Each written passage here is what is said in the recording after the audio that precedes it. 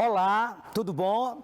Professor Vitorino Rodrigues, aqui mais uma vez com língua portuguesa para o 7º ano, tá? Hoje, comigo, é a nossa última aula aqui do ano, tá certo? Hoje a gente vai estudar ainda, né, o gênero propaganda, tá certo? Mas antes que a gente fale da nossa habilidade de hoje, eu peço que vocês peguem caderno, lápis, borracha, caneta, todo o material, anotem as dúvidas e leve ao seu professor, tá? E eu insisto, não deixe de fazer atividade, menino. Não pode. Se eu não faço atividade, como é que eu vou fixar o conteúdo que eu estudo, não é verdade? Então, fiquem atentos, ok? Bom, vamos trabalhar a nossa habilidade de hoje. Qual será a habilidade que nós vamos trabalhar na aula de hoje, né? Nós vamos trabalhar exatamente essa que você vê agora na tela. Inferir o sentido de uma palavra ou expressão. Nós já conhecemos essa palavra inferir, lembram? Sempre estudamos, né? Nas nossas aulas aqui às segundas ou às terças-feiras, a gente sempre, então, eu vou deduzir, vai ter uma palavra, qual gênero, num texto de qual gênero? Propaganda. E a gente vai entender o significado dessa palavra naquele contexto, tá?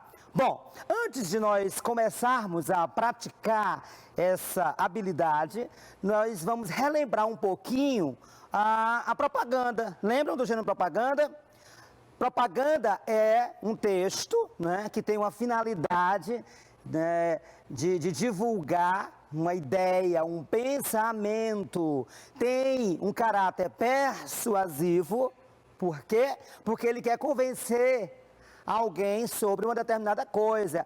É argumentativo, através de um texto que aparece no anúncio, né, na linguagem verbal, ou de uma imagem que aparece na propaganda. Desculpa, eu falei anúncio, é propaganda, né, a linguagem não verbal. Até porque nós lembramos que já falamos nas aulas anteriores que a propaganda vende ou divulga ou tenta convencer você sobre uma ideia. O anúncio publicitário, ele está mais ligado a um produto, ou seja, algo mais comercial, não é isso? E a gente vai estudar aí, quando janeiro chegar, depois das festas, nós vamos estudar aí esse gênero, tudo bom?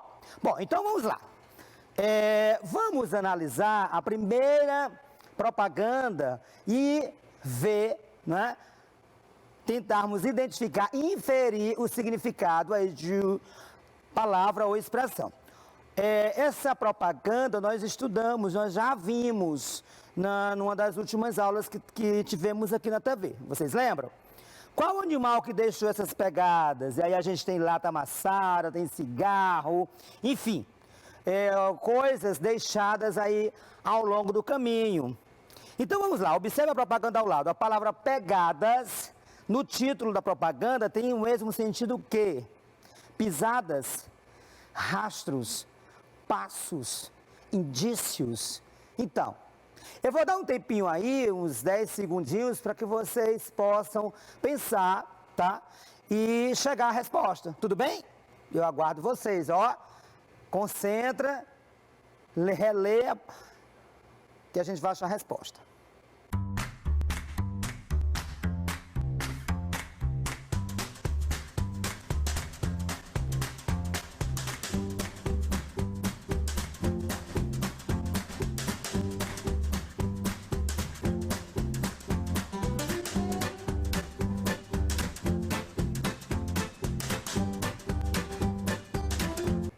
Olha, bom, vamos lá. Observe a propaganda ao lado, a palavra pegadas, no título da propaganda, tem o mesmo sentido que. Para que eu identifique melhor, para que eu infira melhor o significado dessa palavra, vamos ver as imagens, que eu acho que vai, né? Já falei, são coisas jogadas, lixos, né? Então vamos lá, será que isso tem a ver com pisada? Como, por exemplo, se você caminha na areia, vai ficar a marca do seu pé. Pegadas tem esse sentido, você reconhece aí nessa imagem alguma coisa relacionada a marca de um pé, por exemplo, que teria ficado ali ao caminhar nesse espaço? Não, né? Estamos vendo aí objetos, coisas jogadas, rastros, né? Quer dizer, eu vou saindo e eu vou levando alguma coisa e vou deixando rastros pelo caminho. Ou seja, alguma coisa vai caindo por ali. Eu desconfio que pode ser a resposta correta, né? Passos e pisadas, vocês percebem que está aí no mesmo significado, então não vai ser, né? Indícios, a melhor resposta aqui é a letra B. Eu tenho certeza que vocês conseguiram raciocinar aqui, raciocinaram junto comigo e perceberam que a palavra correta, a resposta correta aí é rastros. Tudo bom? Então vamos lá, vamos para a nossa próxima questão. Leia para uma criança, é o título. Aí nós temos uma criança, uma imagem com uma criança muito feliz, rindo, um sorriso lindo, com o livro na mão, não é isso? Estão conseguindo ver? Né? Ou seja, é uma propaganda que tem como foco aí a leitura, né? Que a gente leia para as crianças, para que as crianças possam, né, se tornar leitores, quanto maiores, quanto adultos. Bom, o texto aqui não vai dar para você ler, mas eu trouxe aqui numa outra placa de slide para que a gente possa ler junto e entender melhor. Vou voltar um pouquinho só porque nós temos aqui, abaixo do título, a cada livro o Brasil inteiro vira a página. A cada livro o Brasil inteiro vira a página. O Itaú realiza uma série de programas e parcerias para tornar o Estatuto da Criança e do Adolescente uma realidade para todos e investe cada vez mais na qualidade da educação. A coleção Itaú de livros infantis foi criada pela Fundação Itaú Social para ajudar a despertar desde cedo o prazer pela leitura. Ela foi feita para você que acredita que a educação é o melhor caminho para a transformação do Brasil. A educação muda o Brasil e o Itaú participa dessa mudança com você, tá? Então nós temos aí uma imagem, vou voltar rapidinho aqui, leia para uma criança, nós temos a criança linda, feliz, nós temos aí um subtítulo, a cada livro o Brasil inteiro vira a página, e esse texto que a gente acabou de ler sobre esse direito, né, do Estado que está lá no Estatuto da Criança e do Adolescente, tá bom? Então vamos agora para a questão. A expressão vira a página presente na propaganda ao lado tem sentido de folhear um livro. Eu tenho um livro e vou página 1, página 2, página 3, etc. e tal. Será? Mudar a vida de alguém significa virar a página, mudar a vida de alguém? Emborcar a página do livro, eu virei, o livro está aqui, aí eu emborquei, virei, né? Coloquei a face de cima, coloquei para baixo. Será isso? Mudar a página do livro? O que vocês me dizem? Leia para uma criança, a cada livro o Brasil inteiro vira a página, tá? A gente vai ter um tempinho aqui para pensar e a gente retorna, ok? Eu vou ler mais uma vez aqui o textinho. O Itaú realiza uma série de programas e parcerias para tornar o Estatuto da Criança e do Adolescente uma realidade para todos e investe cada vez mais na qualidade da educação. A coleção Itaú de livros infantis foi criada pela Fundação Itaú Social para ajudar a despertar desde cedo o prazer pela leitura. Ela foi feita para você que acredita que a educação é o melhor caminho para a transformação do Brasil. A educação muda o Brasil e o Itaú participa dessa mudança. É importante que a gente relembre, né, o texto para que a gente possa pensar. Eu ainda vou dar assim 10 segundinhos para vocês pensarem, ok? Vamos lá! Dá certo. Pensa junto. Relê o item, repensa em cada significado de cada item que tem aí, que a gente vai matar essa charada.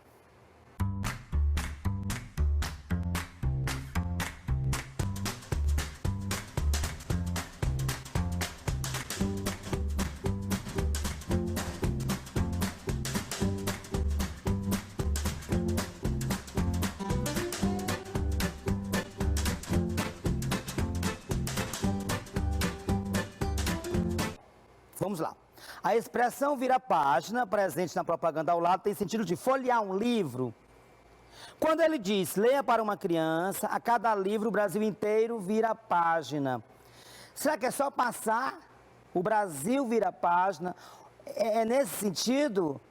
Folhear o livro? Não. Não é.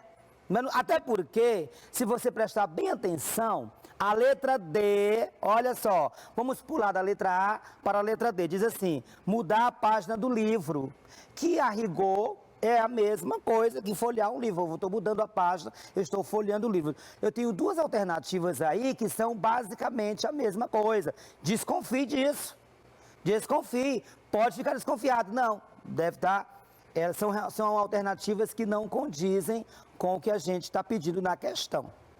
Emborcar a página do livro, não. Olha a cara dessa criança, ele diz que desde cedo essa criança começa a ler. Porque aí ela vai se tornando um cidadão mais respeitoso, respeitado, não é isso? Vai se tornar um adulto que lê, que pensa, né? E quanto mais a gente lê, mais a gente aprende, mais a gente conhece o mundo, mais a gente se relaciona com o mundo. Então, por isso que a resposta correta é a letra. Não sei se vocês prestaram atenção, desculpa, mas quando eu fui mudar, eu acabei deixando a resposta aqui sem querer para vocês. É a letra B, é mudar a vida de alguém, muda alguém. Quando eu leio, né, eu tenho uma visão mais consciente do mundo. Tá? Eu fico uma pessoa mais informada, mais antenada com o que está acontecendo. Eu dialogo melhor com esse mundo, tá? E eu me torno, com certeza, um cidadão mais consciente, capaz de exercer a minha cidadania plenamente, tá? Tudo bem? Podemos seguir? A preguiça, menino. Deixa. Vamos lá. Vamos ver a terceira questão. Veja a propaganda. Na frase, separe o lixo e acerte na lata. A expressão destacada tem sentido de... Bom, antes vamos ler a propaganda, antes de ler as alternativas, olha. Toda caixinha vazia contém uma telha inteirinha. Você entende isso? Toda caixinha vazia, caixa vazia, né? Tem uma telha inteirinha. E aí nós temos aqui o texto abaixo. Embalagem longa vida faz jus ao nome.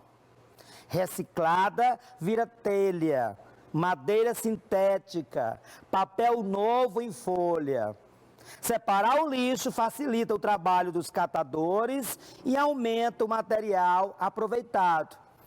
Principalmente se você limpar as embalagens por dentro, retirando toda a sujeira antes de descartá-las. Mude de atitude, assim você ajuda a gerar renda para quem mais precisa e poupa recursos naturais. Saiba mais no brasil.gov.br, separe o lixo e acerte na lata. Então observe que esse é um texto que fala sobre o quê? Sobre a reciclagem, né? E está dizendo que essa embalagem do leite longa-vida, bem cuidada, limpa, né, deixada em separado para que facilitar o trabalho dos catadores de lixo e que essa essa embalagem, ela reciclada, ela vai virar o quê? Uma telha, como ele diz lá no início, contém uma telha inteirinha, madeira sintética, papel novo em folha, ou seja, você reutiliza esse material, transformando, reciclando, né? Enfim, produzindo novos produtos que venham ao seu serviço, ok? Bom, então vamos lá. Nós já lemos o texto, já entendemos, vamos lá.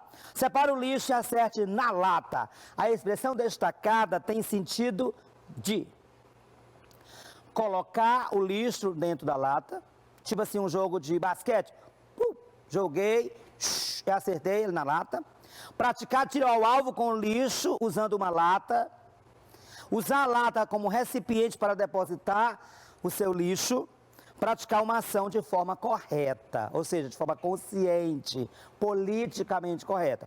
Bom, uns 10 segundinhos, 15 segundinhos para vocês maturarem essa ideia e chegarem à resposta correta. Tudo bom? Eu aguardo você, mas ó, preguiça, vai lá, faz lá que é 10 segundinhos, é rapidinho.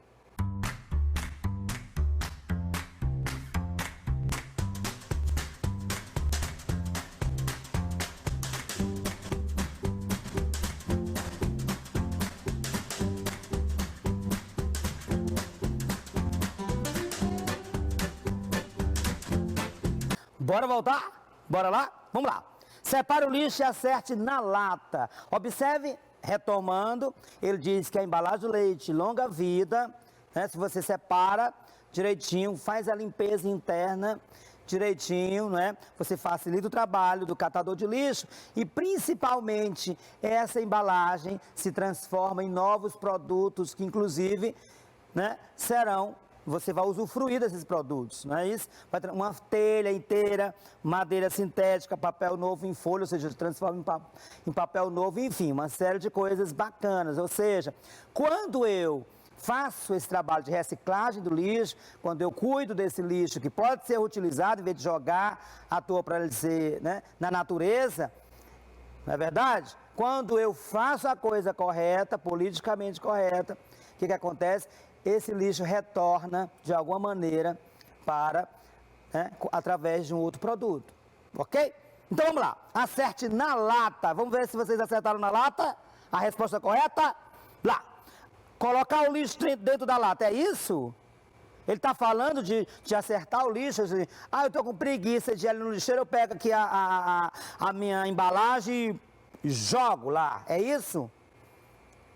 Isso tem a ver com reciclagem, isso tem a ver, né, com essa atitude correta, de responsabilidade ambiental, tem a ver com isso? Praticar tiro ao alvo com lixo usando uma lata. A letra B ela é muito parecida com a letra A. Então, assim, essa coisa de lançar, tirar o alvo, quando eu jogo, miro num alvo para acertar com o objeto.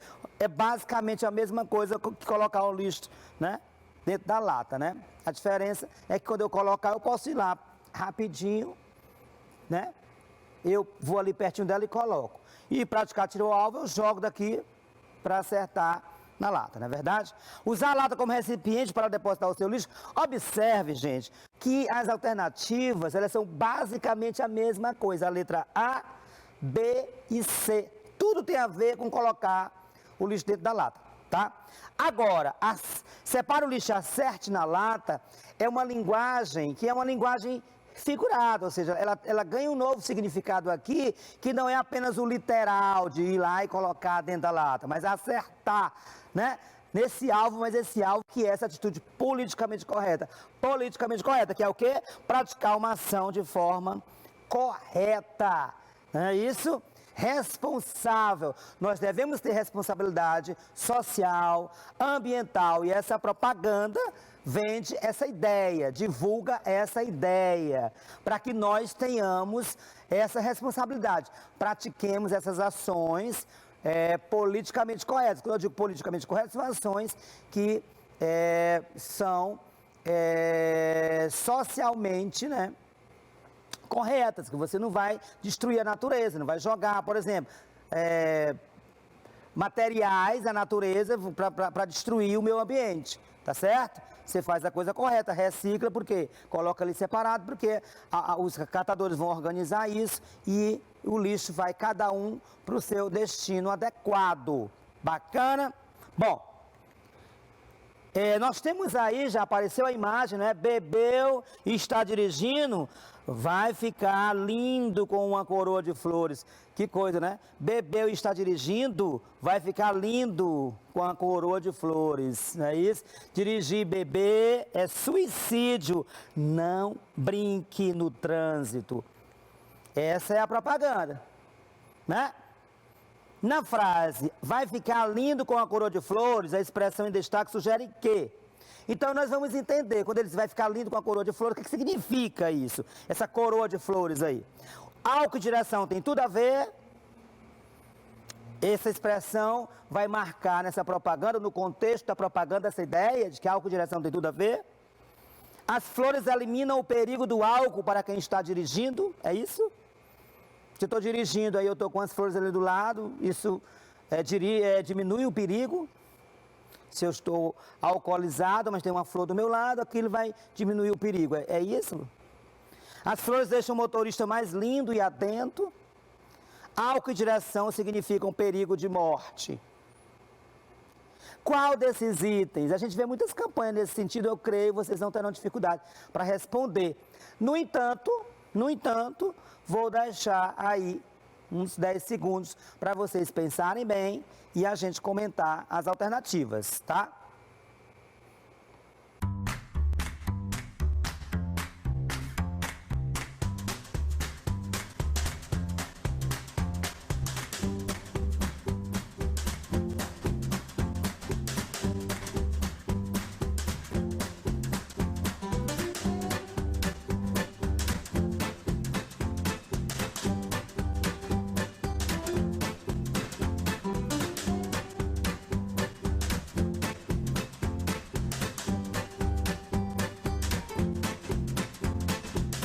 Na frase vai ficar lindo com uma coroa de flores, a expressão destacada sugere que. Vamos reler o texto da propaganda. Bebeu e está dirigindo, vai ficar lindo com a coroa de flores. Dirigir e beber é suicídio, não brinque no trânsito. Letra A, álcool e direção tem tudo a ver? Não, né? Se ele está dizendo que dirigir e beber é suicídio, significa dizer que são ações que são incompatíveis uma com a outra. Ou seja, se eu bebo, eu pego um Uber, um táxi, sei lá, pego carona, mas não vou dirigir. São ações que não estão aí compatíveis uma com a outra, ok? As flores eliminam o perigo do álcool para quem está dirigindo, mas ele está dizendo que beber e dirigir é suicídio, então não tem nada a ver, não. Essa coroa de flores deve ser uma outra coisa. Não brinque no trânsito, então não é. As flores deixam o motorista mais lindo e atento, não. Vai ficar lindo com a coroa de flores aí. Tem uma figura de linguagem, que eu não sei se vocês lembram, mas aí está mais para uma ironia, ou seja, eu quero dizer o contrário. Não é uma ação linda, não é uma ação politicamente correta, não é uma ação correta eu beber e dirigir, né? Álcool e direção significam perigo de morte? Ah, sim, porque ele disse dirigir e beber é suicídio. E coroa de flores, eu não sei se vocês sabem, mas a coroa de flores, quem recebe são quem? Os defuntos, né? Normalmente quando alguém morre e você manda, compra uma coroa de flores e manda, né? Não é verdade? Então, coroa de flores está relacionado com morte. Ou seja, beber e dirigir se relaciona com morte. Quando ele diz vai ficar lindo, na verdade é o que? Uma ironia, né? A propaganda utiliza aí de uma ironia. Na verdade, ele vai ficar péssimo, vai ficar morto, vai ter uma coroa de flores ali para ele. Compreenderam? Então, essa é a ideia aí que está nessa propaganda, tá? Álcool direção significa um perigo de morte. Bom, vamos ver agora, nessa propaganda, vacinou, é gol, vamos vestir a camisa da vacinação infantil, sábado 12 de junho, né? Então vamos lá, na propaganda ao lado a expressão vestir a camisa significa que todos devem vestir a camisa da campanha, quer dizer, todo mundo deve se vacinar, é isso. Aliás, vestir a camisa da campanha, quer dizer, a camisa que foi feita, né? Desculpa aí, ó. Todos devem vestir a camisa da campanha, é aquela camisa, tipo aqui, cada um tá com a camisinha da campanha amarela, né? É isso aí, literal, vestir a camisa, se vestir. Todas as crianças devem ser vacinadas. Vestir a camisa significa que todo mundo deve atender a campanha e se vacinar, as crianças. Letra C, as crianças devem estar sempre vestidas. E letra D, crianças que não se vestem têm mais facilidade para adoecer. Então, qual desses itens vocês acham? Vacinou é gol, vamos vestir a camisa da vacinação infantil, tá? 10 segundinhos para vocês pensarem, eu acredito que vocês vão matar essa charada aí super tranquilo, tá? Vamos lá, vamos pensar.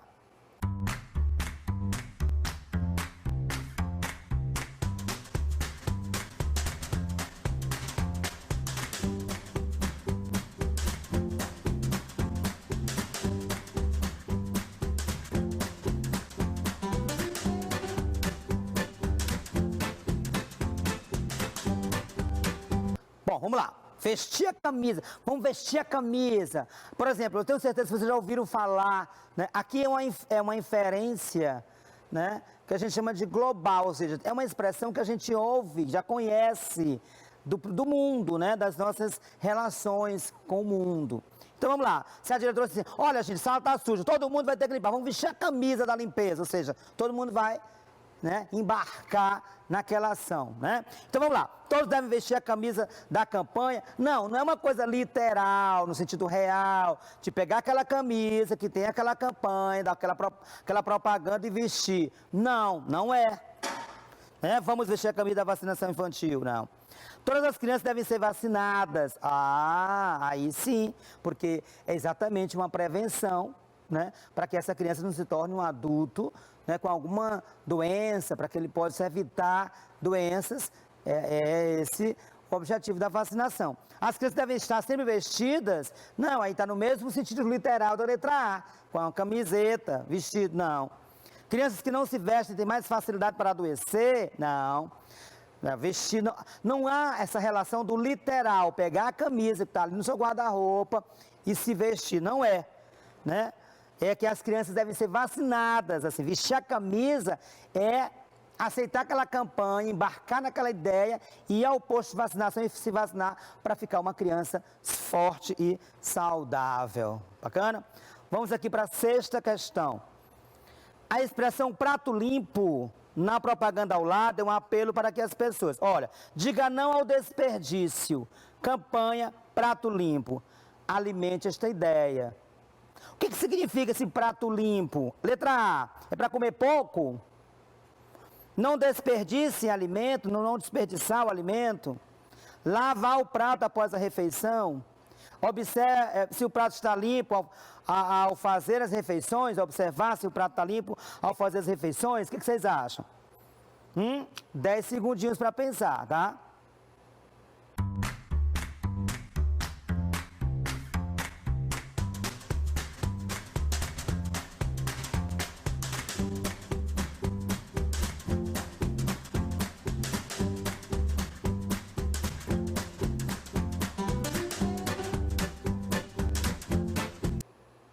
Bom, então vamos lá. Diga não ao desperdício, campanha prato limpo, alimente essa ideia.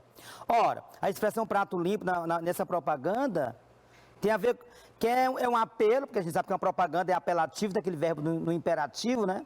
Para que a pessoa, né, pratique ou mude ou pense junto com a ideia da propaganda. Então vamos lá. É um apelo para que coma um pouco? Não, imagina, você tem que comer o necessário para se alimentar. Já, né? Vocês concordam comigo? Que a letra A não tem nada a ver? Não desperdicem alimento. Ah, é comer o que está ali no prato, se alimenta, né? Não ficar desperdiçando. Ou se você acha que não vai comer tanto, então coloca o suficiente que você vai comer. O importante é que você não coloque, enche o prato e na hora, né, não consegue comer tudo e aquela comida vai para o lixo. Então, a letra B eu desconfio que está correta. Vocês concordam comigo? Eu acho que vocês responderam a letra B. Lave o prato após a refeição? Não. Aí tem a ver com desperdício. Claro que lavar o prato após a refeição é uma ação, né, correta, né? Sujou, lavou, é uma ação correta. Mas não é o que a propaganda está, né, falando. Observe se o prato está limpo ao fazer as refeições. Não, então realmente é a letra B, não desperdice alimento, tá bom? Olha, nós vamos encerrar nossa aula por aqui, tá? É nossa última aula do ano. Eu espero que todos vocês possam estar bem, com saúde, você e sua família, que possam estar juntos aí nesse Natal, nesse momento de reflexão, tá certo? E possamos voltar em janeiro com todo o gás para concluir esse ano. Bacana? Faça atividade, leve a dúvida ao seu professor e fiquem bem, fiquem com Deus. Tchau, tchau. Até o nosso próximo encontro.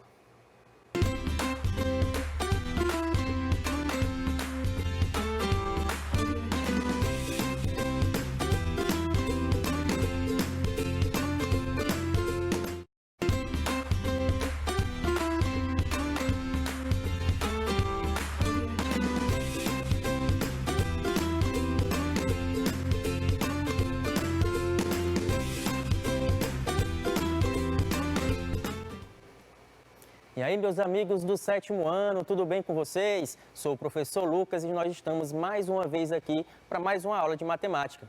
Antes da gente iniciar, queria desejar para vocês nesse final de ano um feliz ano novo e que o próximo ano venha com novidades, venha com o fim dessa pandemia, que a gente volte à nossa vida normal. Na aula de hoje de matemática, nós vamos tratar de simetria, ver quando duas figuras são simétricas ou quando uma figura, quando partida em dois, vai mostrar semelhanças, né? Figuras iguais, quando a gente pode pegar e colocar uma em cima da outra e vai dar do mesmo jeito, do mesmo lugarzinho, tá bom? Então a gente vai ver isso hoje. Bora lá! Então a habilidade vai ser identificar o eixo de simetria em figuras planas, obras de arte, elementos arquitetônicos, entre outros. Nós vamos poder ver esse eixo de simetria, que vai ser uma linha imaginária ou não, que vai dividir uma figura em duas partes que vão ser formadas em duas partes, como se fosse a metade, né? A metade semelhante, como se fosse um reflexo no espelho, tá bom? Então, olha aí. Mas, primeiramente, o que é simetria? É quando as duas partes de um mesmo elemento, ele vai ser dividido ao meio e essas duas partes vão ser iguais. Ou seja, se um elemento separado em partes e ambas, quando forem sobrepostas uma na outra, vai ter o mesmo tamanho, tá bom? Como se fosse uma sombra, né? Como se eu pegasse aqui, cortasse a figura em duas partes e na hora que eu pegasse essa figura que está do lado direito ou esquerdo e sobrepusesse em cima da outra, ia dar no mesmo lugarzinho, tá bom? Isso é que é considerado simetria. Na geometria, um objeto apresenta simetria quando se parece o mesmo depois de uma transformação, como reflexão, translação ou rotação. Então, eu quero só que vocês façam uma diferenciação aí. Uma coisa é eu trabalhar com eixo de simetria, outra coisa é a gente achar figuras que são simétricas. Quando é que duas figuras são simétricas? É quando acontece isso, uma transformação em sua imagem, né? Por reflexão, translação ou rotação. Então ela vai aparecer, ela tem as mesmas medidas, o mesmo formato, mas vai aparecer de outra forma, tá bom? Em outro lugar, de um modo diferente. Agora, quando a gente trabalha com eixo de simetria, é como se a gente dividisse uma mesma imagem em duas partes e essas duas partes representassem a mesma figura, tá bom? Então, o eixo de simetria, como eu já tinha falado, é uma linha real ou imaginária que atravessa o centro da figura. A gente vai ver isso com mais calma a partir de agora, tá bom? Quando duas imagens são reflexo uma da outra e esse reflexo se dá em relação a uma linha, dizemos que há uma simetria de reflexão. E a linha é o seu eixo de reflexão ou ainda que as figuras são simétricas, tá bom? Então aqui eu quero falar sobre duas figuras refletidas, como se fosse um espelho. Quando acontece isso, tem o mesmo tamanho, as mesmas dimensões e as figuras aí apresentam o mesmo formato, eu digo que elas são simétricas. Do mesmo jeito que está aparecendo aí na tela para vocês, ó. Ele mostrando aí um joinha para vocês. É como se tivesse aí o quê? Um espelho, um reflexo dessa figura. Então aí eu digo que há uma simetria de reflexão. Reflexão é só lembrar do reflexo do espelho, né? É como se fosse aí, ó, no espelho, essa linha aqui imaginária, que é a distância do original para o seu reflexo, é como se fosse esse eixo de simetria, ok? Então, essa aí é a simetria de reflexão. Além dela, nós temos também simetria por translação. Nós vamos falar de translação e de rotação. O que é importante você fazer aí um comparativo? Translação e rotação, você lembra de quê? Da Terra, estudando lá, né? Geografia, você vê sobre a rotação e a translação da Terra. Rotação quer dizer o quê? É você fazer um giro em torno de si mesmo. O que é a rotação da Terra? Ela girar em torno de si mesmo. E translação é ela fazer uma volta ao redor do Sol. Então, o importante é isso, ó. Quando faz uma translação, ela se desloca no espaço. Uma rotação, não. Ele fica no mesmo lugar, girando ao redor de si mesmo, tá bom? Então, faça essa diferença como se fosse lá no planeta Terra, com relação à sua rotação e a translação em relação ao Sol. Então, Na translação, o que acontece? Vai sair de um lugar para o outro, mas vai permanecer com o mesmo formato, tá bom? Olha aí. Quando duas imagens podem ser sobrepostas de maneira que elas se coincidam, dizemos que são simétricas e que há entre elas uma simetria de translação. Então perceba aí nessa imagem, tem vários pássaros, né? Tem aí uma imagem, não sei se é verde, né? De um pássaro verde e outros brancos. Então, se eu pegar e deslocar um desses pássaros para qualquer outros pássaros que estão aí nessa imagem, vai ficar sobreposto igualzinho, no mesmo lugar, você nem vai perceber que saiu de um lugar para o outro, porque ele tem o mesmo formato. Então, esse deslocamento permanecendo as mesmas dimensões da imagem é uma translação. Olha aí o que vai ser feito. Vou pegar aqui um pássaro e vou deslocar para baixo, ó. Fica no mesmo lugarzinho onde estava aquele pássaro branco. Pode ir para a esquerda também, para cima ou para a direita. Então, veja aí que ocorreu uma translação, uma mudança de lugar, mas permanecendo a mesma imagem, sem mexer em ângulo nenhum, só alterando aí a sua localização, beleza? Isso que é translação. E rotação, professor? Rotação, ele não vai se deslocar do lugar, ele só vai girar ao redor dele mesmo, tá bom? Então, olha aí. Perceba aí, eu botei 3 imagens, mas considere como se estivesse no mesmo lugar, né? Então, ó, simetria por rotação. Acontece se, ao girar uma figura ao redor de um ponto, ela fica exatamente na posição original. Então, nós temos o catavento. O catavento mostra isso muito bem para nós, né? Nós temos esse ponto aí no centro, que é como se fosse o nosso eixo de rotação, e ele vai girar ao redor dele mesmo, tá bom? Sem sair do lugar. Então, por exemplo, nós temos aí 3 cataventos. Se eles fossem de mesmo tamanho, de mesma dimensão, eu poderia girar e cada um deles ia parar na posição original. Considerando, por exemplo, esse primeiro catavento, a posição original que ele já estava, eu posso pegar esse segundo e esse terceiro e fazer uma rotação para que fique do mesmo jeito do original, ok? Olha aí, ó. Rodei em torno dele mesmo, fiz um giro em torno dele mesmo. Mexe com a angulação que ele se encontrava anteriormente.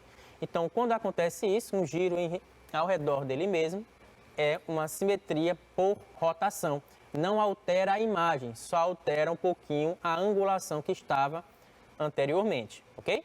Então, nós vimos 3 tipos de simetria. Nós vimos simetria por reflexão, que é como se fosse um espelho. A imagem altera um pouquinho, porque você sabe que no espelho, ó, aparece mais ou menos no sentido oposto da imagem. Agora, na translação e na rotação, não. Fica da mesma forma. O que altera? É a posição, no caso da translação, e um pouquinho a angulação, no caso da rotação. Ok?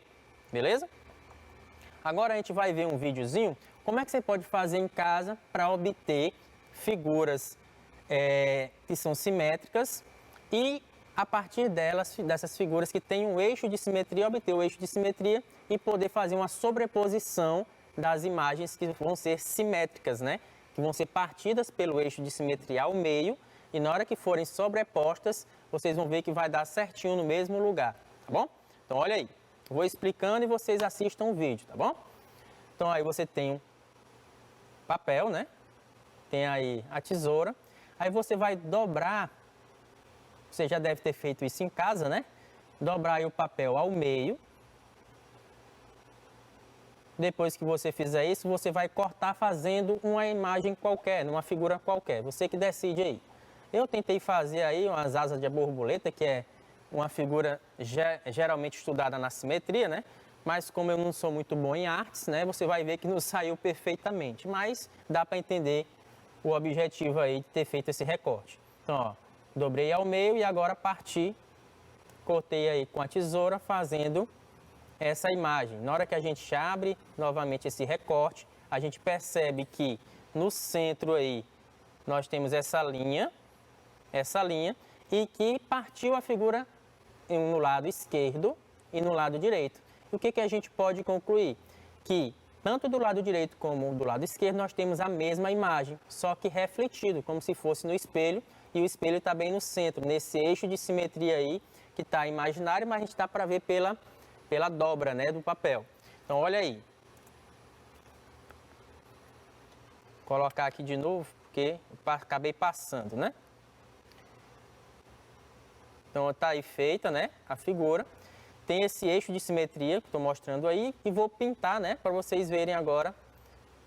Realmente esse eixo não vai ser mais imaginário, né? Então, nessa parte aí, é chamado de eixo de simetria, porque divide a imagem em duas partes iguais, né? Mostrando a mesma figura de um lado e do outro. Então, isso aí foi um jeito da gente encontrar uma figura simétrica, né? Porque tem um eixo de simetria. Agora, se eu já tiver uma figura pronta, já cortada, como por exemplo esse quadrado, a gente também pode procurar o eixo de simetria. Basta a gente identificar uma forma de dividir essa figura ao meio, como eu estou fazendo aí, dobrando ao meio, no centro, e encontrar dois lados com imagens iguais, né? Ó. Então, da forma que eu fiz aí, é como se eu tivesse partido ao meio paralelamente a dois lados, e eu encontrei do lado esquerdo e do lado direito a mesma imagem. Também, como está sendo feito aí, ó, pode ser feito pela diagonal. Na hora que eu pego aí a diagonal e dobro o quadrado na sua diagonal, eu também encontro dois triângulos do lado direito e do lado esquerdo que também têm o mesmo formato, tá bom? Como se fosse a simetria por reflexão. Então, mostramos aí dois eixos de simetria do quadrado. Antes, a gente tinha visto o quê? Só um eixo de simetria daquela figura que era para ser as asas de uma borboleta. Ali só tinha só tinha feito aquele lá mesmo. Agora aqui não, no quadrado eu já mostrei que em uma mesma figura eu posso ter mais de um eixo de simetria. Eu posso partir essa figura ao meio, mostrando que de um lado e do outro vai ter o mesmo formato, ok? Mostrei dois, depois a gente vai ver que vai ter mais no quadrado, tá bom? Então vamos continuar aqui vendo o vídeo. Tanto na diagonal, como também partindo ao centro, paralelamente aos quadrados. Aí esse copo bonito aí que eu trouxe para pegar o copo mais bonito que tinha lá em casa, coloquei para vocês visualizarem aí. Mas pelo amor de Deus, se você for fazer na sua casa, pegue um copo de plástico, para o seu pai não brigar comigo se você quebrar esse copo. Então agora eu vou fazer só um círculo, tá bom? E vou cortar esse círculo nesse papel. Será que no círculo eu tenho quantos eixos de simetria? No quadrado eu vi que tem pelo menos dois, né? Eu mostrei pelo menos dois para vocês. E no círculo eu vou ter quantos? Então no círculo, quando eu pego e divido ele pelo seu diâmetro, né? Na hora que eu dividir ele pelo seu diâmetro, eu vou encontrar dois semicírculos que têm o mesmo formato, o mesmo tamanho. Logo, eu estou fazendo aí, estou obtendo o eixo de simetria do círculo. Um eixo, né, de simetria do círculo. Vou agora pintar aí, ó. E a gente pode ver que esse eixo aí divide o círculo em dois semicírculos de mesmo formato, de mesmo tamanho, tá bom? Tá feito aí. Mas será que eu posso fazer só um? Será que eu posso fazer outro eixo de simetria com círculo? Podemos sim. Nesse caso, eu fiz um outro que vai ser perpendicular com o eixo de simetria que eu fiz anteriormente, né? Ó, formando aí um ângulo de 90 graus. Agora, na hora que eu fiz isso aí, ó, eu obtive esse outro semicírculo, mostrando para vocês pelo menos dois eixos de simetria do círculo. Mas o que a gente pode se lembrar do círculo? Que no círculo, pessoal, a característica dele é que do centro até qualquer ponto da circunferência do círculo ele tem o mesmo tamanho. Então, qualquer diâmetro que eu pegar do círculo será um eixo de simetria. Dividirá o círculo em duas partes iguais, ok? Então, vamos para frente. Então, vamos pegar essas figuras que eu acabei de fazer com vocês, ó. Tem aí a asa de borboleta, que era para ser o quadrado, e o círculo. Vamos identificar agora os eixos de simetria. Vamos lembrar, eixo de simetria é uma linha imaginária ou não que vai dividir a figura em duas partes iguais, duas partes que vão ter o mesmo formato.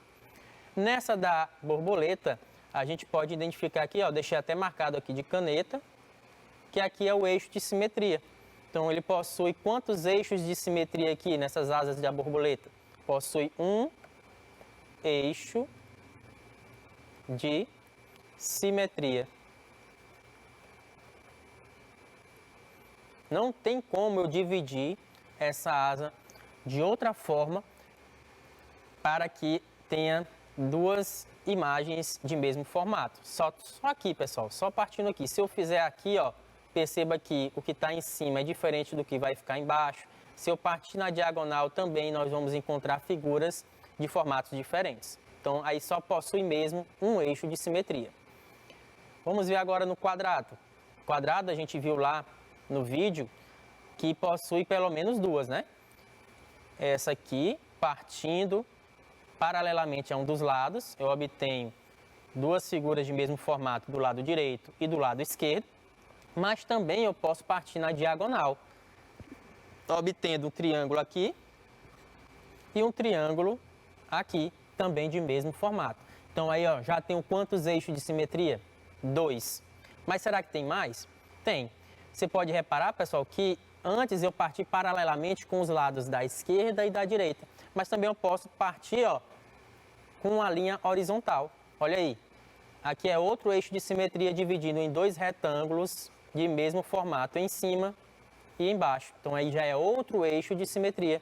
E do mesmo jeito que eu peguei aquela diagonal, eu posso pegar a outra diagonal do quadrado, encontrando novamente dois triângulos de mesmo formato, tá bom? Então, no total, no quadrado, eu pude obter quantos eixos de simetria? 4. Nós temos aí dois, eu acho que dois verdes, ou é dois laranja, não sei, e dois azuis, né? Então, no total aí no quadrado, nós temos quantos eixos de simetria? 4 eixos de simetria. Beleza? Tranquilo? E no círculo, pessoal, eu tenho quantos eixos de simetria? Bora ver. Eu acabei de falar. Todo diâmetro do círculo é considerado um eixo de simetria. Olha aí. Posso pegar esse dividindo em dois semicírculos. Se eu fizer isso aqui, ó, passando pelo centro, pessoal, vai ser um diâmetro e vai dividir em dois semicírculos de mesmo formato. Então aqui é outro eixo de simetria, mais outro eixo de simetria. Estou nem contando mais, já perdi, faço conta. Outro eixo de simetria.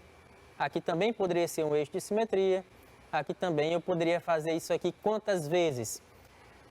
Considerando aí a linha, a espessura da linha, um tamanho desprezível, bem fininho, que você não pode nem saber como é que fosse, nem um fio de cabelo, eu poderia fazer isso aí quantas vezes? Infinitas vezes, ó. Aí eu coloquei alguns eixos de simetria desse círculo, mas eu poderia continuar, ó. Passando aqui pelo centro, ó, poderia continuar infinitamente e obter quantos eixos de simetria que eu quisesse. Então, nesse círculo eu tenho quantos eixos de simetria? Infinitos eixos de simetria. Ok? Tende para o infinito, né? A quantidade de eixos de simetria de um círculo. Ok? Tranquilo? Como é que eu obtenho o eixo de simetria? Você observa a figura e procura uma forma de dividir lá o meio e obter figuras que têm o mesmo formato de um lado e do outro do eixo de simetria. Beleza? Então, olha aí. Observe os polígonos representados a seguir. Então, nós temos o primeiro, um triângulo retângulo isósceles, ou seja, tem dois lados de mesma medida. O segundo, um hexágono regular, 6 lados e ângulos de mesma medida. O terceiro, um triângulo, aqui está errado, pessoal, repetir aqui, mas aqui está errado, viu? Isso aqui não tem nem nome, essa figura, é só um pentágono irregular, tá bom? E, por último, quarto, nós temos um octógono regular, ou seja, tem 9 lados e ângulos congruentes de mesma medida. Ao que ele pergunta? Determine quais deles não possuem eixo de simetria e, na letra B, possui apenas um eixo de simetria.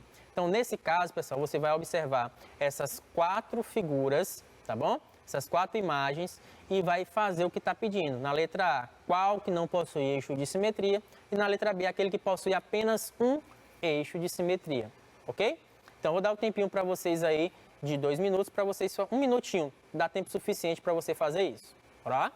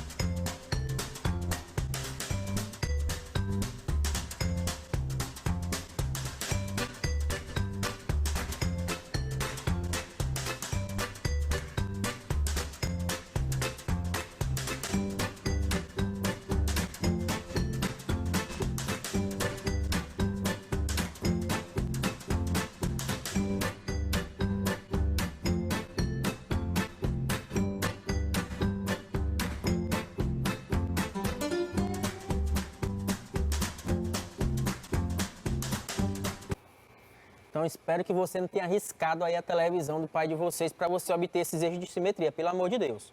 Então, aí, nós temos aí as 4 figuras. Ele pergunta na letra A, não possui eixo de simetria. Então, aí, ó, você tem que procurar uma figura que não dá para partir ao meio e obter formatos iguais. A única que acontece isso é na figura 3, pessoal. Por quê? Porque, ó, não tem como eu dividir aqui essa figura ao meio e obter tamanhos iguais, porque, ó, todos eles têm lados incongruentes, de tamanhos diferentes. Então, não tem como eu fazer uma divisão aqui, achar um eixo de simetria para eu dividir em 2 partes de mesmo formato, né? Então, aqui, só a figura 3, tá bom? É a resposta da letra A. Na letra B, possuem apenas um eixo de simetria. Então, apenas um eixo de simetria, só a figura 1. Que é partindo aqui, pegando esse vértice que contém o ângulo reto. Então, na hora que eu fizer isso, eu vou obter 2 triângulos de mesmo formato, o de cima e o de baixo. Então, aí a única figura que possui um eixo de simetria é a figura 1, ok? E olha o que ele pede agora, pessoal, na letra C. Possuem mais de um eixo de simetria.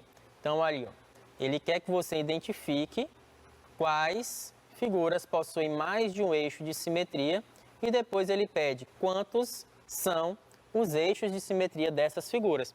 Ora, professor, você acabou de dizer que a figura 1 só tem um eixo e a figura 3 não tem nenhum eixo de simetria. Logo, só sobrou a figura 2 e a figura 4. Então, essas 2 figuras possuem mais de um eixo de simetria. Ah, mas eu não disse quanto é não. Aí quantos eixos de simetria? Aí cabe a você determinar, tá bom? Então eu vou dar um tempinho de mais 1 minuto para você determinar quantos eixos de simetria tem o hexágono regular, que é a figura 2, e o octógono regular, que é a figura 4, tá bom? Então vai lá.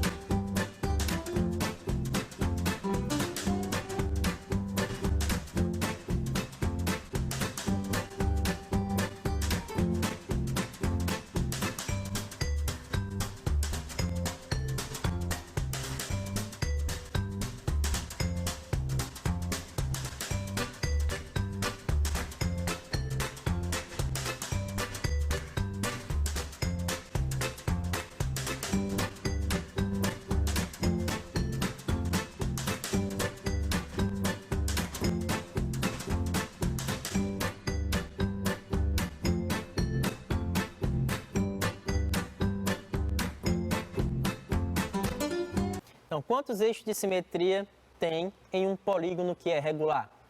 Dica para vocês. Quando a gente está trabalhando com polígonos, para a gente achar os eixos de simetria, você tem que observar 2 coisas. Se o polígono é regular, você tem que ver as diagonais e os lados. Então, se pela quantidade de lados desse polígono, é só você multiplicar. Multiplicar não, vai ser a mesma quantidade, né? Por quê? Porque você tem que as diagonais vão ser os eixos de simetria. E também, quando eu pegar os lados opostos e pegar a sua mediatriz, que é como se eu pegasse uma reta, né? Partisse esses dois lados formando um ângulo reto, vai também formar ângulos, vai formar, quer dizer, um eixo de simetria. Claro, em polígonos regulares com lados pares, tá bom? Quando o lado for ímpar, aí já muda um pouquinho, beleza? Então, no caso aqui, como o hexágono regular tem 6 lados, então eu posso obter os eixos de simetria pelas diagonais. Então, nós temos aí quantas diagonais? 1, 2, 3. Cada uma dessas diagonais é um eixo de simetria. Divide aí em 2 trapézios, né? Tá bom? E também nós podemos obter o eixo de simetria dividindo aqui, pegando o ponto médio de cada lado, oposto, né? Ó. Quando eu fizer isso, ó, vou até apagar aqui para você ver. Ó. Quando eu peguei pela diagonal, a gente obteve aí 2 trapézios, né? Nesse caso, o lado direito e o lado esquerdo. Quando eu for pegar pelos lados, pegar aqui, dividir aqui o lado ao meio, de um lado oposto a outro, eu vou dividir aqui, ó, em 2 figuras também de mesmo formato. A minha linha não está bem retinha, mas dá para a gente perceber, né? Então, eu posso fazer isso com os lados quantas vezes? 1, 2, 3. Sempre passando pelo centro da figura, né? E também fazendo com as diagonais que a gente acabou de ver. 3, né? 4, 5, 6. Então, aí, o hexágono regular vai ter 6 eixos de simetria. No octógono regular, da mesma forma, ó. Se o hexágono tem 6, o octógono vai ter quantos? 8. Então, ó, pode prestar atenção nas diagonais. 1, 2, 3, 4. E também pelos lados, né? 5, 6, 7, 8 eixos de simetria. Espero que você tenha acertado essa questão, que é o intuito da aula de hoje, tá bom? Então, para encerrar, vamos ver agora essa questão da página 92 do livro de vocês. Indique quantos eixos de simetria tem em cada uma dessas figuras. Então, eu vou fazer rapidinho com vocês, tá bom? Vocês depois concluam o resto desse exercício que está lá na página 92 em casa, tá bom? Então, veja aí, na letra A nós temos a própria letra A maiúscula, né? Então, veja que tem quantos eixos de simetria? A única forma de eu dividir esse A em duas partes iguais é aqui, ó, pegando pelo centro. Então, aqui possui apenas um eixo de simetria. Eu vou colocar só o numeral do lado, tá bom? Você entende que é a quantidade de eixos de simetria. Esse outro aqui, como se fosse uma flor, né? Um trevo de 4 flores, 4 folhas, quer dizer. Tem quantos eixos de simetria? É como se fosse trabalhando também com um polígono, tá bom? A gente tem que ver todas as possibilidades possíveis. Então, aqui nós temos quantos, ó? Se eu fizer isso, eu tenho essa divisão de lado esquerdo e lado direito de mesmo formato. Eu posso fazer também pegando aqui essa linha horizontal, dividindo de outra forma, em cima e embaixo, em formatos iguais. Também posso pegar pela diagonal aqui, ó, aqui e aqui. Então, eu identifiquei 4 eixos de simetria. O hexágono a gente acabou de ver, né? Repetiu nessa questão. Nós vimos que tem 6 eixos de simetria. O número 1, pessoal, tem quantos eixos de simetria? Dá para dividir aqui de alguma forma que obtenha duas figuras de formatos iguais? Não. Então, aqui, 0 eixos de simetria.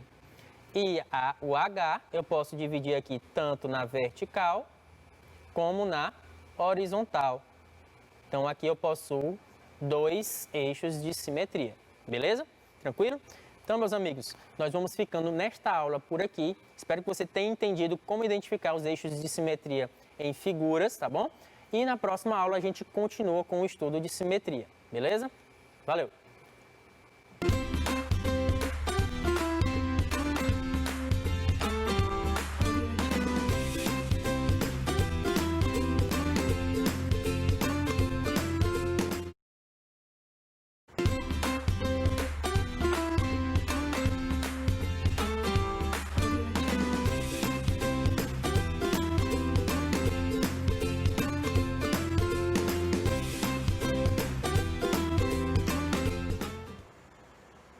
Olá, queridos alunos da Rede Municipal de Ensino. Eu sou o professor Williams, professor de Ciências do 7º ano. A nossa aula de hoje, nós vamos trabalhar uma lista de exercícios, né, que foi criada inclusive do livro didático adotado, para a gente fechar aquela parte de estudo sobre calor, temperatura, efeito estufa e a termodinâmica. Esses exercícios, como vocês poderão perceber, ele é bem voltado para o nosso cotidiano, tá? Mostrando que o estudo da física, dos efeitos físicos da matéria, certo? Ele não serve somente para um acadêmico, ele está lá no nosso dia a dia e permite a gente ter uma compreensão melhor das coisas que acontecem, inclusive na casa da gente, tá ok? Então vamos lá, pessoal.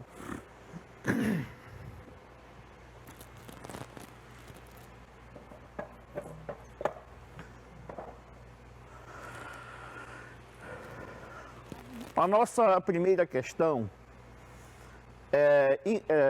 esse aspecto foi até abordado especificamente quando a gente estava dando a nossa aula sobre a termodinâmica, né? Equilíbrio térmico, tá? Onde exatamente essa situação ela foi mencionada. A questão ela diz o seguinte: corpo A está em equilíbrio térmico com o corpo B. Esse corpo B está em equilíbrio térmico com um corpo C. É correto afirmar que A está em equilíbrio térmico com C? Sim ou não? E justifique. Então vejamos, gente, olha, o que é um equilíbrio térmico? Tá? O enunciado das leis da termodinâmica, ela diz, entre outras coisas, que se eu tenho dois sistemas, espontaneamente vai haver transferência de energia térmica de um corpo que tem maior temperatura para um de menor temperatura. Tá ok? Até quando isso vai acontecer? Vai acontecer até haver um equilíbrio térmico, quer dizer, as temperaturas dos dois sistemas tornarem-se iguais, né? E se tem várias situações onde, por exemplo, você vai sentar numa cadeira que uma pessoa acabou de levantar, você segurar um cubo de gelo. Se tem várias situações sobre essa sensação térmica, que é o calor, que mostra exatamente a transferência de energia térmica de um corpo para o outro, certo? Então, inclusive até um modelozinho matemático poderia resolver isso aqui. Se eu tenho o corpo A em equilíbrio com B, equilíbrio térmico, significa dizer que os dois corpos têm a mesma temperatura. Se o corpo B está em equilíbrio com C, também estão com a mesma temperatura. Então eu posso afirmar que A está em equilíbrio com C? Claro que sim, né? Por que isso? Porque se A está em equilíbrio térmico com B, significa dizer que a temperatura de ambos é igual. Se B está em equilíbrio térmico com C, a temperatura de ambos são igual. Então, portanto, certo? Se A é igual a B e B é igual a C, então A vai ser igual a C. As temperaturas de A vai ser igual à temperatura de C. Tá ok? Então vamos lá. A nossa segunda questão remete a uma situação do cotidiano. O uso de agasalhos de lã é comum em regiões frias. Que propriedade da lã torna conveniente essa utilização? Aqui nós vamos retomar a ideia de boa condutância térmica e isolante térmico. O que é que diz, né, essa propriedade? Um corpo, um determinado objeto, se ele é um bom condutor de calor, significa dizer que ele transfere rapidamente a energia térmica sua para um outro corpo ou outro ambiente, desde que ocorra uma diferença de temperatura. Então, todo bom condutor térmico, ele é um péssimo isolante térmico. Fazendo o inverso, todo mau condutor térmico é um excelente isolante térmico. Essas são as propriedades que você tem que observar para verificar essa questão, tá? Então, vejamos aqui. A lã, certo? Ela é um bom isolante térmico, por quê? Porque é um péssimo condutor de energia térmica, certo? Portanto, certo? Significa dizer que o ar que fica próximo à superfície da lã, ele é, entre aspas, aprisionado, tá, pelos fios da lã, formando, gente, o que a gente poderia até extrapolar um pouquinho, formando uma espécie de micro efeito estufa, certo? E essa massa de ar quente, ela mantém o material aquecido e também dificulta a transferência de energia da lã para o ambiente externo. Por isso é que se usa agasalhos de lãs quando as temperaturas estão baixas e dando aquela sensação, certo, de temperatura maior, sensação. A nossa terceira questão, ela diz o seguinte, levando em consideração o mesmo princípio mencionado na questão anterior. A madeira é um bom condutor térmico, é um bom isolante térmico. A serragem derivada da madeira é um isolante térmico ainda melhor. Por que que isso acontece? Veja bem, se você pega um bloco de madeira, nós vamos levar duas considerações ao mesmo tempo. Se você pega um bloco de madeira de um determinado tamanho, determinado volume, a madeira em si é um bom isolante térmico porque ela é um mau condutor térmico, tranquilo. Mas se você pegar toda essa madeira e converter ela em serragem, os pedacinhos da madeira, elas vão apresentar uma superfície, certo, de contato com o ar muito maior do que a madeira inteira. O que significa dizer que ela terá maior capacidade de retenção de ar do que o bloco de madeira. Então é uma relação entre superfície de contato e a própria natureza da malcondutância da madeira, certo, que estão relacionados.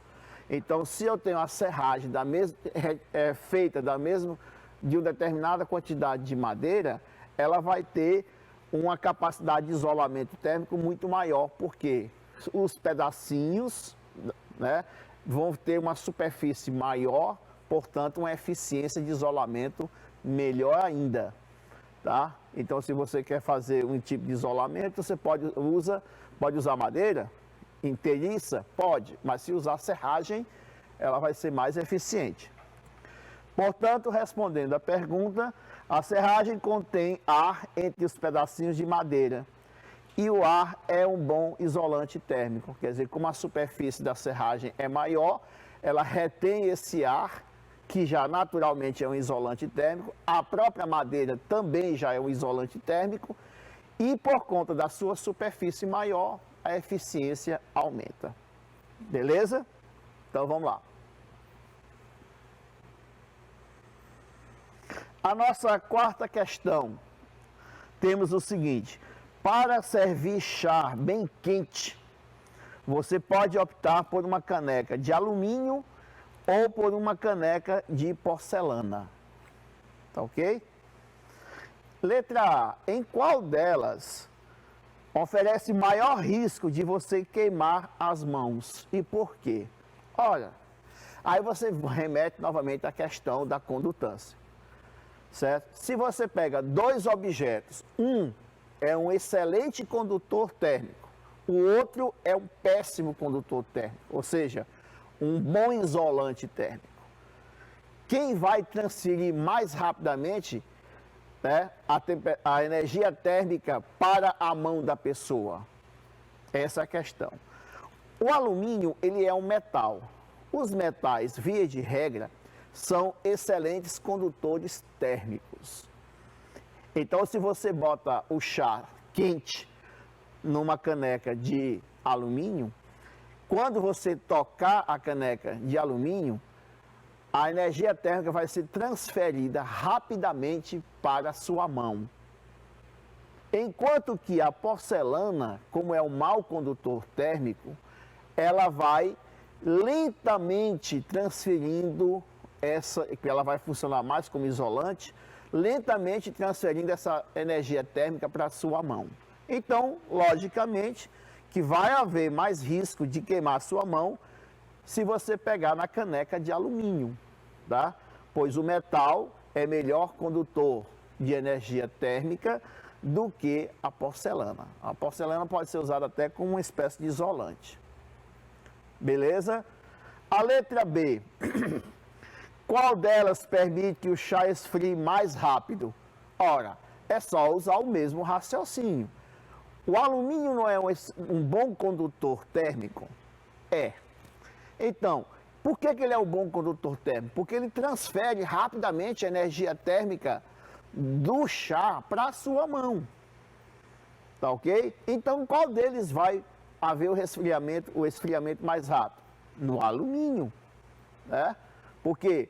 Porque a porcelana, tá? Como é um mau condutor térmico, ela vai conservar durante algum tempo essa energia térmica dentro desse recipiente. Então a resposta é a caneca de alumínio, pois permite perda mais rápida de calor para o ambiente, o que esfria o chá muito mais rapidamente. Tá ok? Vamos lá. A nossa quinta questão. Num dia quente, para manter um refrigerante gelado por mais tempo, você escolheria um copo de vidro ou de aço inox? Agora inverteu-se só a pergunta, mas o princípio é o mesmo. Primeiro você tem que saber se o copo de vidro e o copo de aço inox, quem é melhor condutor de energia térmica? Tá? Porque aquele que conduz mais facilmente a energia térmica é logicamente que ele não é um bom isolante térmico, tá? Então aí no caso, o aço inox, o aço é uma liga metálica, tá? E portanto, como metal, ele vai transferir rapidamente a energia térmica do ambiente, porque agora é o contrário. Porque se o refrigerante está frio, então a temperatura do refrigerante está baixa, desculpe, menor do que a do ambiente, então vai ser o refrigerante que vai receber a energia térmica. E a sua temperatura vai aumentar. Então, como o aço inox, ele tem uma boa condutância térmica, ele vai transferir a temperatura do ambiente, da atmosfera, rapidamente para o líquido, aquecendo o líquido, aumentando sua temperatura. Agora, o copo de vidro, como o vidro é um mau condutor térmico, portanto, é um bom isolante térmico, então essa transferência de energia térmica do ar, né, para o líquido do refrigerante vai ser um pouco mais lento. Então, nós escolheríamos o copo de vidro, porque é pior condutor de calor do que o aço inox. Tá ok? Muito bem. A sexta questão, tá? Num dia frio, é mais conveniente levar à mesa alimentos quentes em vasilhas de inox ou de cerâmica? Novamente, outra situação, mas o princípio é o mesmo. Se o dia está frio, minha gente, tá? Você vai levar um alimento quente, por exemplo, uma sopa, tá? Uma comida com caldo à mesa para servir. Qual é a sua intenção? É ingerir o alimento quente ou que esfria rapidamente? Tá? Então, se você está com o dia frio, que é aquecer seu corpo ingerindo esse alimento quente, tá? O melhor é que você sirva esse alimento em uma vasilha de cerâmica. Por que a cerâmica? Porque a cerâmica é um mau condutor térmico, então funciona como uma espécie de isolante térmico, conservando a temperatura do alimento por mais tempo do que numa vasilha de inox, porque o aço inox ele transfere rapidamente a energia térmica para o ambiente, porque o aço inox ele é um bom condutor térmico. Vocês estão prestando atenção que eu estou usando várias situações do cotidiano para dar uma explicação física para isso. Então você não vai cometer esses enganos, certo? Se bem que em temperaturas baixas aqui em Teresina é meio complicado, mas tudo bem. Vamos supor que você tem uma situação, então você vai escolher o material para servir a mesa mais condizente com a situação em que você está. Então a resposta da sexta questão é em vasilhas de cerâmica. Por quê? Porque esse material conduz calor mais lentamente, é um isolante térmico, do que o aço inox e permite, portanto, manter os alimentos quentes por mais tempo à mesa. Ok? Então vamos lá, pessoal. A sétima questão. Quando você se enrola em um cobertor, algum tempo depois, você se sente mais quente.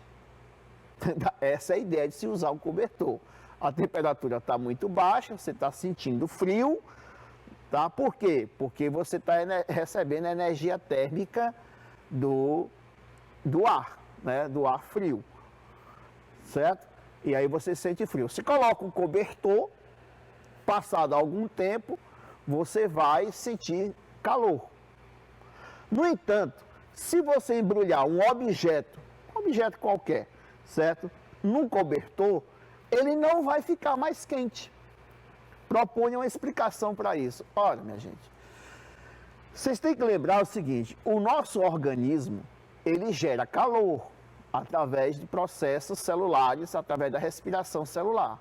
Então, o nosso corpo, ele gera calor.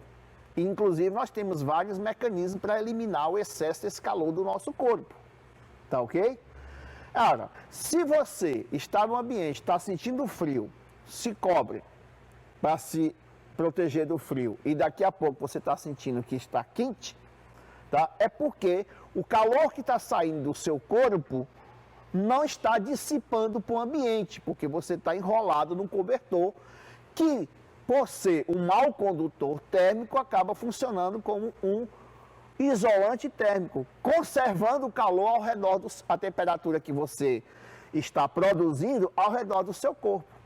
Um objeto inanimado gera calor? Por si só, não. Né? Então, se ele está com uma determinada temperatura, você enrolou lá, ele vai estar mais quente? Não, porque ele não gerou calor. Beleza? Então, a resposta está aqui. O cobertor não esquenta a pessoa, né?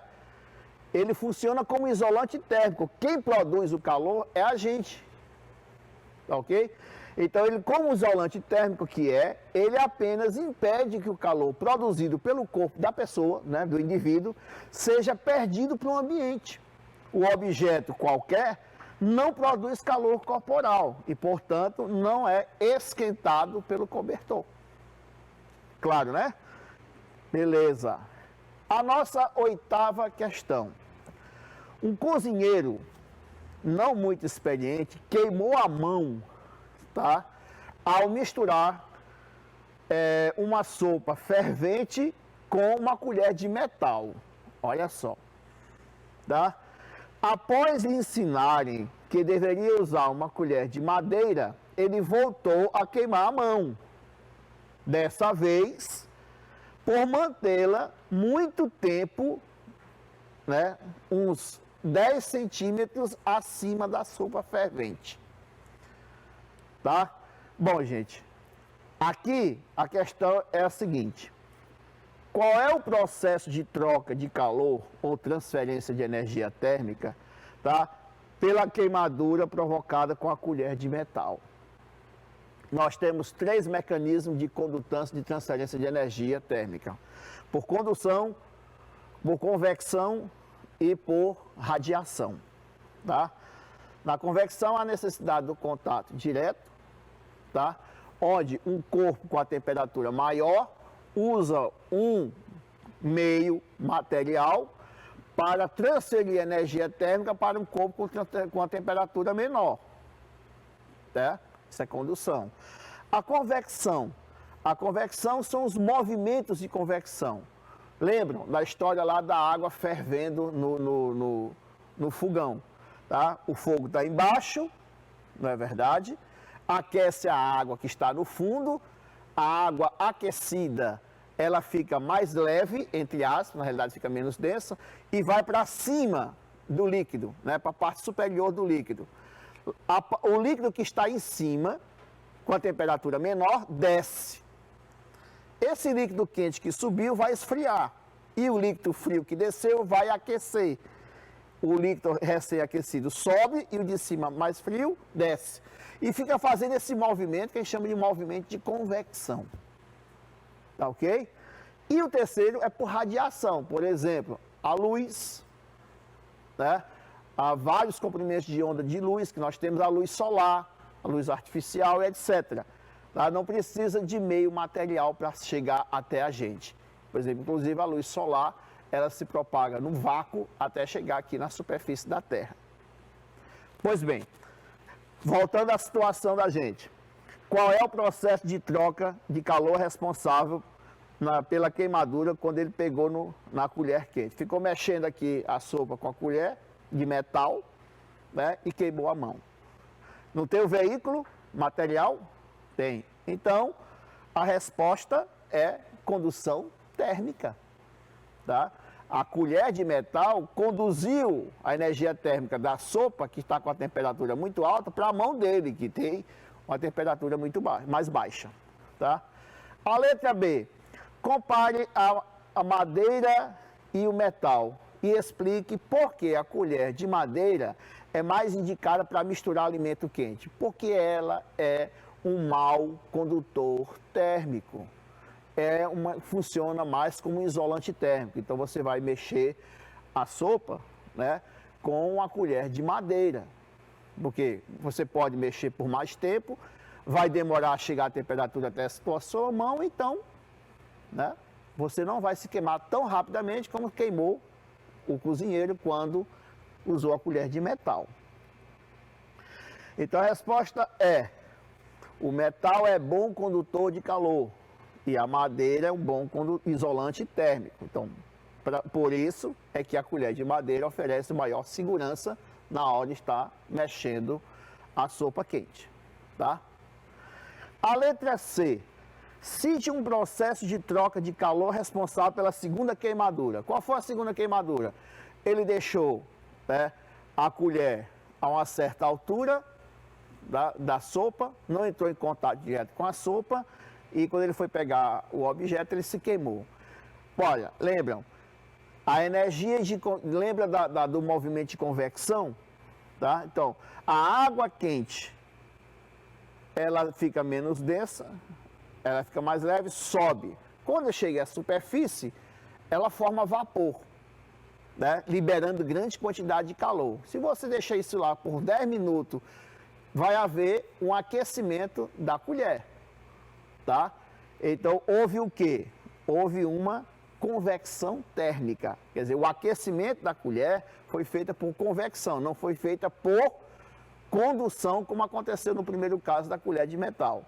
Então, o vapor aquecido, corrente de convecção, transportou o calor da panela para a mão da pessoa e queimando a mão dele. Tá? Seguindo a nossa revisão. A nona questão. Explique o princípio de funcionamento das chaminés que permite a saída espontânea dos gases por ela. Olha, minha gente, você vê lá no enunciado da lei da termodinâmica, tá? Você tem dois sistemas onde há uma diferença de temperatura entre um e o outro. A energia térmica flui naturalmente, espontaneamente, onde tem maior temperatura para menor temperatura. Então, se você tem uma chaminé onde sai fumaça, tá? A fumaça é constituída por vários tipos de gases. E esses gases estão aquecidos. Então, aquecidos ficam mais leves, convecção.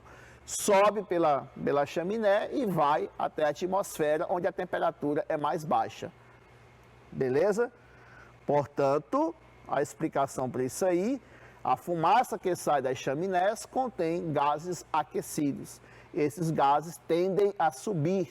Por quê? Porque lá em cima a temperatura é menor do que a temperatura do gás, fazendo a fumaça sair naturalmente de dentro da chaminé.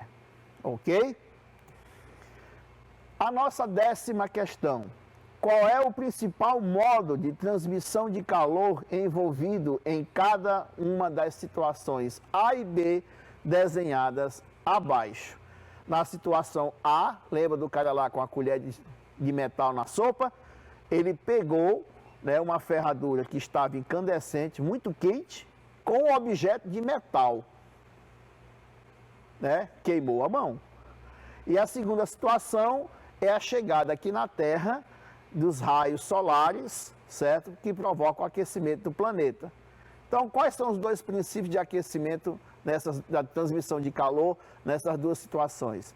Na situação A, porque há um meio de condução, é condução térmica. Na segunda, não há meio de condução, inclusive os raios solares chegam aqui na Terra, né, no vácuo, é a irradiação térmica. Certo? Simples assim para fechar essa parte para a gente. A 11ª. As paredes de uma geladeira têm revestimento entre o plástico, né, que é aquela parte mais interna, e o metal externo, de um material chamado de lã de vidro. Qual é a finalidade desse material? Ora, qual é a finalidade da geladeira? Né? Manter os objetos, os alimentos, em temperatura baixa? A temperatura do ambiente não é mais alta do que a temperatura mantida dentro da geladeira? Então, se você não tiver nenhum meio de isolamento, o que vai acontecer é o quê? Que a temperatura do ambiente vai para dentro da geladeira e vai dificultar o resfriamento do alimento. Então, eles usam, entre a parte metálica de plástico, uma camada de lã de vidro que funciona como isolante térmico, tá? E, portanto, impedindo que o ar mais aquecido, tá, com a temperatura mais alta no ambiente externo, entre na geladeira. Portanto, evitar a entrada de calor proveniente do exterior da geladeira. Então, funciona como isolante térmico. E a nossa última questão, né? Observe a fotografia abaixo, eu vou já mostrar a fotografia para vocês. Muitos chocolates são embrulhados em papel alumínio, com o lado mais espelhado, voltado para fora. Qual é a razão disso? Tem alguma explicação? Né? Então, veja bem, esse princípio remete à questão da proteção e para evitar o derretimento do chocolate. Porque ele tem uma superfície espelhada, então o que vai acontecer é que os raios luminosos e também a energia térmica vão chegar à superfície do material laminado ou de alumínio, evitando assim, fazendo a reflexão, evitando assim o derretimento do chocolate. Então está aí o chocolate envolvido por uma camada de alumínio e a finalidade é essa. O metal, principalmente o lado espelhado, que fica voltado para fora, reflete o calor irradiado. Quer dizer, o calor, certo, que chega da luminosidade do ambiente. Ele, no caso, seria aquecido por irradiação. Então, isso dificulta a chegada do calor até chegar no chocolate, retardando o seu derretimento. É essa a finalidade daquele material, tá? Então, a energia irradiada do ambiente luminoso, né, do sol, luz artificial, etc., que aquece, né? Quando bate na superfície, é refletido pelo material, porque é uma energia radiada de alguma fonte, e a energia que é refletida não é usada para aquecimento. Então, mantém o material assim conservado mais tempo. Tranquilo? Então, gente, é isso que eu queria mostrar para vocês, tá? Então, como eu falei no início da aula, o uso, né, a compreensão dos fenômenos físicos, no caso aqui com relação à temperatura, tá? Ela não serve só para responder prova e nem você vai usar durante sua vida, certo, acadêmica, mas evita que você cometa um monte de vacilo aí com relação à transferência de energia, evitando que você queime as mãos, entender certas coisas que acontecem com uma explicação científica. Tá ok? Valeu, pessoal. Até a próxima aula.